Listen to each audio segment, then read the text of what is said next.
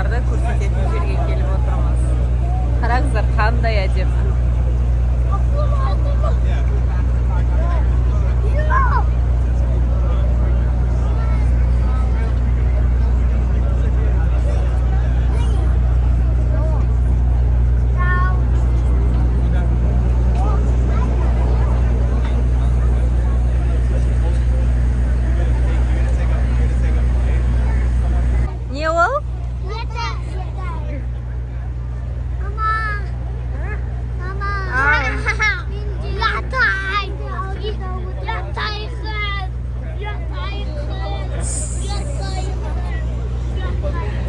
Today they are quite literally scraping the sky. Let's jump into it off on your right-hand side.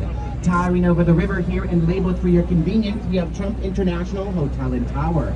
Title holder for the second tallest tower in the city of Chicago, clocking in at 1,360, roughly twice the size of Trump International. This is a mixed-use building with retail space, parking garage, restaurant on the 16th floor, luxury hotel accommodations, and of course, 1,000 square foot penthouse recently listed on the market for $30 million.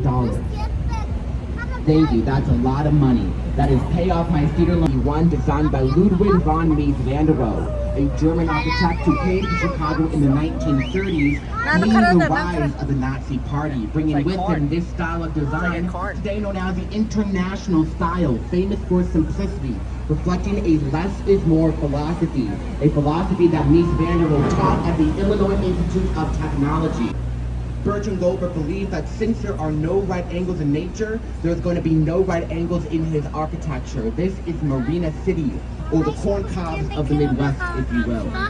Famous for the two 60-story cylindrical towers, which together have 890. They are designed conceptually to be a city in a city, opening up with your apartment, parking garage, boat marina, restaurant, grocery store, bowling alley, 10-story office building, the health club, radio station, bank, and even a theater now called the House of Blues, designed so you guys can almost spend your entire life in that one city block.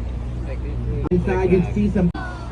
Hello! Yes, there's something very special about being on a boat and waving to a bunch of people not on boat. Hello! Hello! We're having fun and now they know it, but they're having fun too. That's Portofino's Pizzeria, RPM Seafood, and above that, the American Bar Association building, home of course to the American Bar Association, consisting of a bunch of lawyers and not bartenders. Learned that last year from a Will and Grace section. Nimmons, original red brick masonry and terracotta ornamentation. You will count 6 bays of windows and 6. But the left-hand side had one of its bays fully removed. The building was then pushed back together to make room for the dining of the South Street Bridge up above you right now. It stands 784 feet tall and it is LEED certified platinum. Now LEED stands for Leadership in Environmental and Energy Design. It is a point system we use to measure the green standard of buildings, with platinum here being the problem solving and solutions. Their whole job is to basically correct bad design, because there's nothing they can do about bad taste. Oh, come on, that's freaking good, guys. That was off the cuff. Elements of Art Deco present here include the Indiana limestone facade, strong vertical orientation, setbacks near the top, and geometric shapes throughout. When this building opened, zip code was bought by the Kennedy family in 1945 for $16 million in back taxes. The Kennedys resold that building in 1998 for $575 million. $575 million. There we go, my goodness. You're like, I'm like $30 million penthouse. You're like, that's a lot of money. They sold this building for $575 million, and it's like, no, that's about right. That's what I would expect. Oh, they call that a good investment. During that process, the Kennedys made out like bandits. They held onto developmental rights to the plot of land off in your right. This is Wolf Point. Today being developed, they have Wolf Point East, a 600-foot tall residential tower, Wolf Point West, a 500-foot tall also residential tower, and between them, what will be Salesforce Tower. And Salesforce is set to be the primary tenants of the over 800-foot tall skyscraper when it officially opens up sometime later this year. Now, Wolf Point here is not just known for the Kennedy family development, also known as a place where we love standing on Lake Michigan, nautical elements that will be commonly found. Okay, Whiplash, left hand side, right hand, over there. 1979, Golden 11, we have here the East Bank Club. Thank you. It's a mob joke. It's a mob joke. Okay, that joke can just be for us. Up next on your right-hand side, the white building here, completed in 1930, is One River Place. Notice its inspiration from Art Deco, including the very strong vertical domain, so he could get to the clay on the bottom, so he could lay his bricks. We originally called it Ogden Island, but as company moved off, the Irish moved on. They started raising geese on the island. We now call it Goose. Oh my gosh, you guys are so fast with that. Here was rediscovered to the Western world by the French. Jacques Marquette, Louis Joliet came down from Canada in 1673 to explore the Mississippi River. On the way out of control, living for 3 days and 3 nights. 3.5 square miles of our city destroyed. And needless to say, we were pissed. We wanted to know where the fire began, and we wanted to know how. And we know where it began. 137 to Coven Street, Miss O'Leary's property. That is a scientific fact. How did the fire begin? Only with theories. Today we don't know what began the Great Chicago Fire. Quite frankly, we never will. What you guys need to know is that we had to rebuild. What you guys need to know is that we did. We fully rebuilt Chicago in about 1.5 years. Same building, same place, same blueprint. We kept growing. By 1889, our population had grown to 1.2 million. We decided to put in our bid for the world's computing exhibition. But we had competition.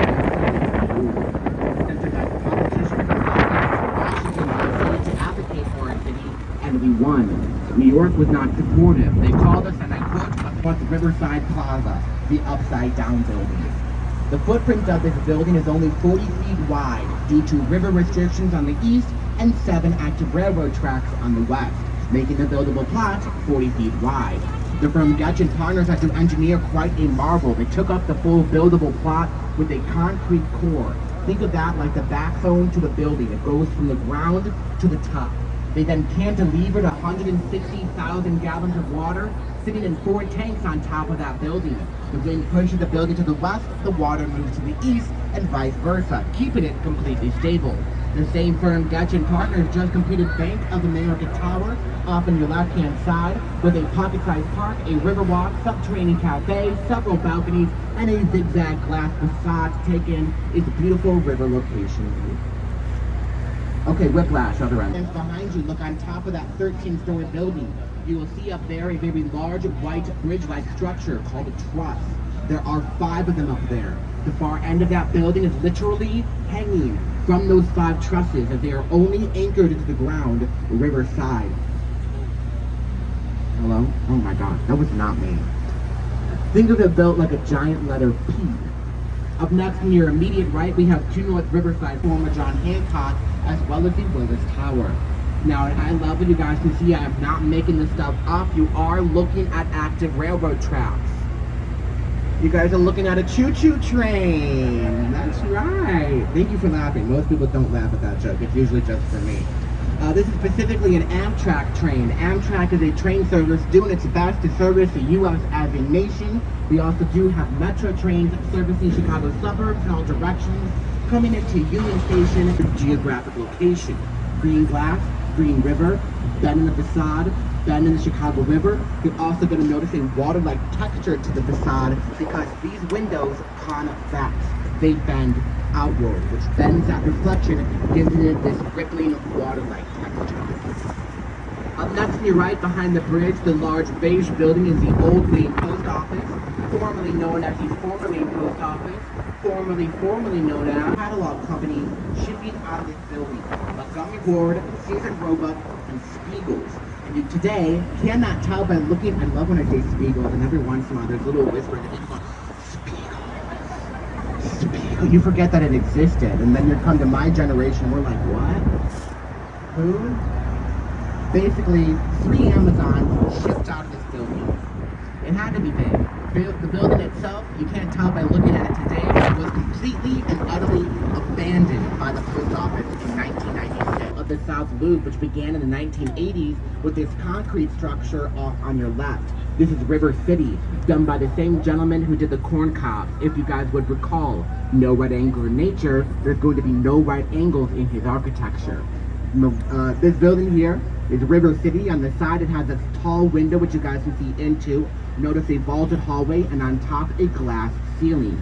Both elements go all the way through this building, flooding the interior with natural sunlight. And originally, Bertrand Goldberg planned for half a meter in any direction to accommodate for its wind shearing. And yes, you guys can feel that sway. My friend and former roommate Sam works in the building. She says, on a quiet day in the office, when you are feeling that sway, you are hearing the building creak as it does so. It was the tallest building in the world upon completion in 1974. It held that title until 1999. It is still the tallest tower in the city of Chicago. 1,454 feet. That's about 442 meters. 110 stories, 104 elevators, over 5,000 bronze windows, 43,000 miles of telephone cable. That's enough concrete in the building to build an 8-lane highway for 5 miles. Long story short, I did say in the beginning it was spelled Willis. Stephen Roebuck moved out. The Blackstone Corporation, who owns the building, put the naming rights on the market. Naming rights were then bought by the British-owned Village Insurance Agency. This is the same agency that, fun fact, has its windows set back from the facade, creating these 4-foot overhanging eaves designed to produce more shade in the summer, cutting down on the cooling costs necessary for the building. The cage layer itself is like a concrete blanket in the window. Okay, I do need somebody to explain why that joke is funny. Very important to me. Oh, she didn't even miss a beat. Thank you. I'm too freaking young. I feel the need to explain that joke because I started this one like 2 months ago and I'm like, LOL. I was born in 94, guys. Very humbling experience. And you're right, you guys can see our river walk. Today, every single time you pass beneath the portion of the bridge, we come into a new theme. Theme here is about the environment. We do have an environment that's largely happening due to grassroots efforts and nonprofit organizations like Friends of the Chicago River. From your right, we have the dual facade of 222 Westwacker Drive. The right-hand facade is a modernist addition built on a plot deemed too small for a new building. The only way they hit the bridge, there's a metal piece over the wall. Okay. The people are okay.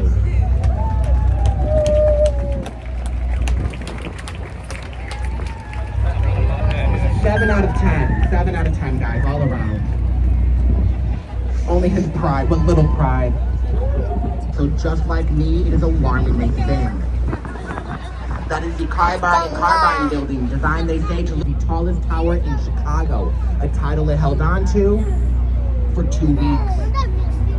The building was also originally designed with 4 additional floors. In the early 2000s, the top of Mather Tower does not match the color of the rest of Mather Tower. Next door is the London House Hotel, beautiful hotel, owned and operated by Hilton, named for the London House Jazz Club, originally found in the London Guarantee Accident Building here on the corner.